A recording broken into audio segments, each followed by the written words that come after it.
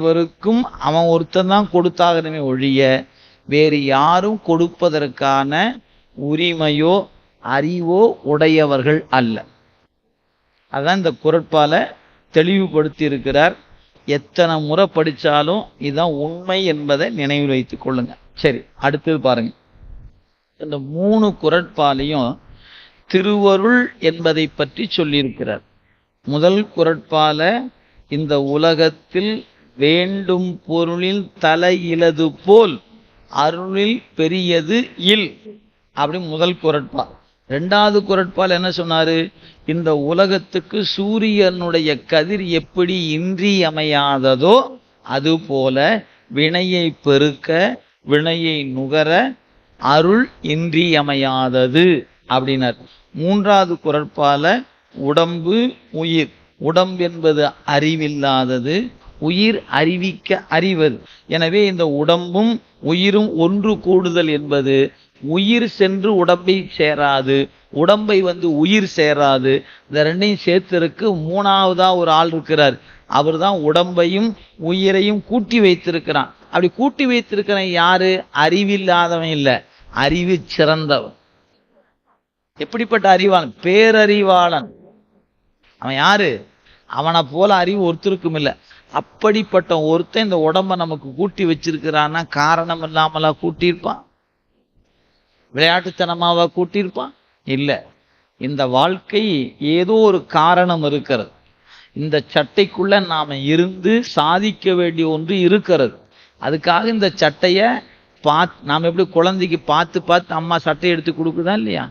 ஐயா குழந்தைக்கு இதுதாங்க நல்லா இருக்குது, ஐயா அந்த ட்ரெஸ் வேண்டாம், இதை போட்டுக்கலாம் அப்படின்னு அம்மா பார்த்து பார்த்து குழந்தைக்கு போட்ட மாதிரி தான் தாயிற் சிறந்த தயாவான தத்துவன் என் அறிவுக்கு இந்த உடம்பு தான் சரின்னு சொல்லி சட்டையை போட்டு விட்டுருக்கிறான். அவர் என்னைக்கு இந்த டிசைன் வேண்டான்னு நினைக்கிறாரோ சட்டையை கழட்டி விட்டுட்டு வேற சட்டை போட்டு விடுவார். அது வரைக்கும் எனக்கு இந்த சட்டை அவரு கொடுத்த சட்டைங்கிறத மறந்துடக்கூடாது. இந்த சட்டை இறைவன் கொடுத்தது. எப்படி பார்த்து கொடுத்தாரு? என் அறிவு நிலையை பார்த்து கொடுத்திருக்கிறார். இந்த உண்மை புலப்பட்டு விட்டா யாரையும் நொந்துக்க மாட்டோம். அதான் இந்த குறட்பா சொல்லுகிற செய்தி. இனி அடுத்தது பாருங்க. இத்தகைய திருவருள் இதுல அந்த கடைசி பத்தி பாருங்க. அடுத்த பக்கத்துல 51வது பக்கத்துல மேல் பத்தி பாருங்க.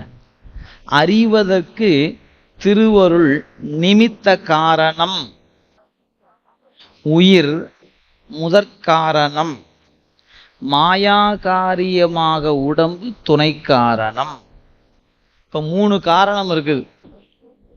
முதற்காரணம், துணை காரணம், நிமித்த காரணம் அப்படி 3 இருக்குது. நாம் இன்னைக்கு இந்த சித்தாந்த வகுப்புக்கு வந்திருக்கிறோம்னா இந்த 3 கூடி வச்சதுனால. 3ல ஏதாவது ஒண்ணு உதவி பண்ணலின்னு வச்சுக்கோங்களேன், இங்க உட்கார்ந்துக்க மாட்டோம். இப்ப முதற்காரணம் திருவருள் அப்படிங்கிற நீங்க இந்த முதல்ல இந்த உதாரணத்தை கொஞ்சம் நல்லா மனசுல வாங்கிக்கணும். நிமித்த காரணம் அப்படின்னு ஒண்ணு இருக்குது. அடுத்தது துணை காரணம் அப்படின்னு ஒண்ணு இருக்குது. அப்புறம் முதற்காரணம்னு ஒண்ணு இருக்குது. 3 காரணம் சொல்லியிருக்கிறார். ஒரு காரியம் நடைபெறுவதற்கு 3 காரணங்கள் இன்றியமையாதவை. எது? ஒரு காரியத்திற்கு. ஒரு காரியம் நடக்கணும்னா 3 காரணம் வேண்டும். அந்த 3ஐயும் விரித்தீங்கன்னா கொஞ்சம் புரிஞ்சுக்கணும் இந்த இடத்துல. ஏன்னா நம்ம அடுத்து சிவஞான போதம் படிக்கும் போது அந்த உதாரணம் பயன்படும். சிவப்பிரகாசத்துலேயும் ஒரு இடத்துல வரும்.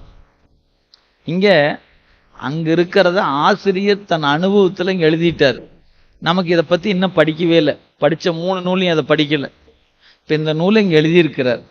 இப்ப இது எப்படி விளங்கி கொள்வது? இப்ப உங்களுக்கு புரியுற மாதிரி சொல்லணும்னா நம்ம நூல்ல சொல்லப்பட்டதை அப்படியே சொல்லுகிறேன். இது சிவஞான போதத்தில் இருக்கக்கூடிய செய்தி. ஒரு மண் பாண்டத்தை பார்க்கிறோம். அந்த பாண்டத்தை பார்த்த உடனே உங்களுக்கு என்ன தோணும்? அது ஒரு குடம், நல்லா அழகா இருக்கு. அதை பார்த்த உடனே ஒவ்வொருத்தருக்கும் ஒன்று தோணும். மெய்கண்டார் பார்த்தார், அவருக்கு ஒன்று தோணுச்சு. அவருக்கு என்ன தோணுச்சு? இது எதனால் செய்யப்பட்டது? மண்ணால் செய்ய